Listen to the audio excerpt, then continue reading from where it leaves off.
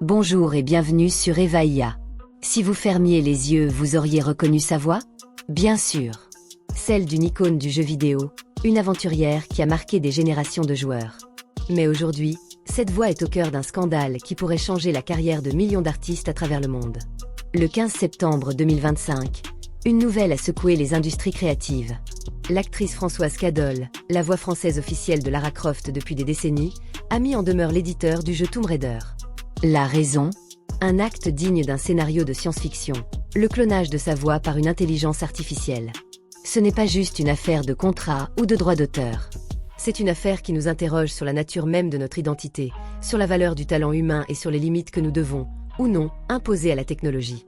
Dans cette vidéo, nous allons décrypter ensemble cette affaire fascinante. Comment une IA peut-elle voler une voix? Est-ce légal? Et surtout, quelles sont les conséquences pour les artistes et pour nous tous? Partie 1. L'affaire expliquée. Pour comprendre l'impact de cette nouvelle, il faut d'abord comprendre le lien unique qui unit une comédienne à un personnage. Françoise Cadol n'est pas juste une voix sur une bande-son. Depuis des années, elle est Lara Croft pour le public francophone. Son intonation, ses soupirs, la force et la fragilité qu'elle insuffle au personnage sont le fruit d'un travail artistique immense. C'est une performance humaine, irremplaçable. Ou du moins, c'est ce que nous pensions. Selon la mise en demeure, l'éditeur du jeu aurait utilisé des heures et des heures d'enregistrement de la voix de l'actrice, issue des précédents jeux, pour entraîner une intelligence artificielle. Le but? Permettre à cette IA de générer de nouvelles lignes de dialogue pour des contenus additionnels ou de futurs projets, sans avoir à réembaucher la comédienne. En d'autres termes, ils auraient créé un double numérique de sa voix, capable de dire n'importe quoi, à la demande. Imaginez le choc pour une artiste de découvrir que son outil de travail le plus précieux, sa signature vocale, a été numérisé et transformé en un programme informatique, potentiellement exploitable à l'infini, sans son consentement et bien sûr, sans rémunération. Dès l'annonce, les réactions ont été vives.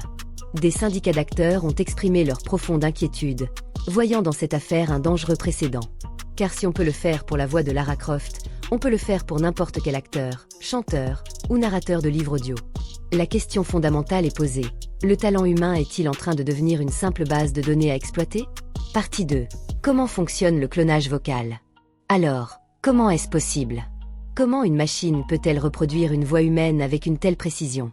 Oubliez les vieilles voix robotiques des GPS d'antan. La technologie a fait un bond de géant.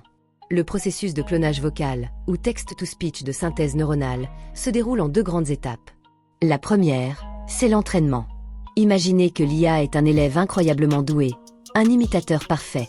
Pour apprendre à imiter Françoise Cadol, on va lui faire écouter des heures de sa voix. L'IA ne se contente pas d'entendre les mots.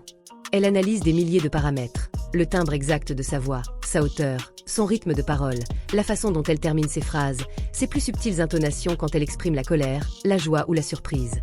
Elle décompose la voix en une signature vocale unique, une sorte d'empreinte digitale sonore. Quelques heures de données audio de haute qualité suffisent pour que l'IA capture l'essence de la voix. Une fois que l'IA a parfaitement étudié son modèle, on passe à la deuxième étape, la synthèse. C'est là que la magie, ou le cauchemar, opère. Vous donnez à l'IA un texte à lire, n'importe lequel. Par exemple, « Bonjour, je suis l'avatar vocal de Lara Croft ». À partir de ce simple texte, le moteur neuronal va reconstruire une onde sonore, brique par brique, en utilisant l'empreinte vocale qu'il a apprise. Il ne se contente pas de lire le texte de manière monotone. Il peut y ajouter des intentions. On peut lui demander de le dire d'un ton interrogateur, joyeux, ou même chuchoté. Le résultat est bluffant. Dans la plupart des cas, il est désormais quasi impossible pour une oreille humaine de faire la différence entre la vraie voix et la voix synthétisée. La technologie est devenue si accessible que des outils permettent déjà de cloner sa propre voix en quelques minutes avec seulement quelques phrases d'échantillon. C'est fascinant et terrifiant à la fois. Partie 3. Le vide juridique et les dangers. Cette prouesse technologique nous amène au cœur du problème, la loi. Et actuellement, c'est le Far West. La législation sur le droit d'auteur a été conçue pour protéger des œuvres tangibles. Une musique, une photo, un livre. Mais une voix, c'est différent. Est-ce une œuvre de l'esprit? Est-ce une donnée biométrique, comme une empreinte digitale? Ou est-ce simplement une caractéristique personnelle? Il n'y a pas de réponse claire, et ce vide juridique est une véritable aubaine pour ceux qui veulent exploiter cette technologie sans contrainte. L'affaire Cadol sera probablement l'un des premiers grands procès à tenter de définir des règles. Le résultat pourrait créer un précédent mondial pour les droits des artistes à l'ère de l'IA. Mais ne nous y trompons pas. Les implications dépassent largement le monde du spectacle. Cette technologie nous concerne tous. La menace la plus évidente est celle des deepfakes audio et de l'usurpation d'identité. Demain, des escrocs pourraient cloner la voix d'un de vos proches à partir d'une simple vidéo postée sur les réseaux sociaux. Ils pourraient ensuite vous appeler, en imitant parfaitement sa voix, pour vous demander de l'argent dans une situation d'urgence. C'est une forme d'arnaque déjà existante, mais qui va devenir exponentiellement plus facile et plus crédible. À plus grande échelle, imaginez l'impact sur la désinformation. On pourrait fabriquer de faux enregistrements de personnalités politiques, leur faisant dire des choses qu'ils n'ont jamais dites, pour manipuler une élection ou créer un scandale. La voix a toujours été pour nous une forme d'authentification. Quand on reconnaît la voix de quelqu'un, on lui fait confiance. Cette confiance est en train de s'éroder. Conclusion. L'affaire Françoise Cadol contre Tomb Raider n'est donc pas une simple anecdote de l'industrie du jeu vidéo. C'est un cas d'école. C'est le moment où la société prend conscience d'une révolution technologique et de ses conséquences profondes. Ce n'est pas un combat contre l'intelligence artificielle elle-même, mais un combat pour définir les règles éthiques et légales de son utilisation. Des solutions commencent à être explorées. Faut-il créer un nouveau droit de propriété sur sa signature vocale? Faut-il imposer des watermarks, des tatouages numériques inaudibles dans tous les contenus audio générés par IA pour garantir leur traçabilité? Le débat est ouvert, et il est urgent.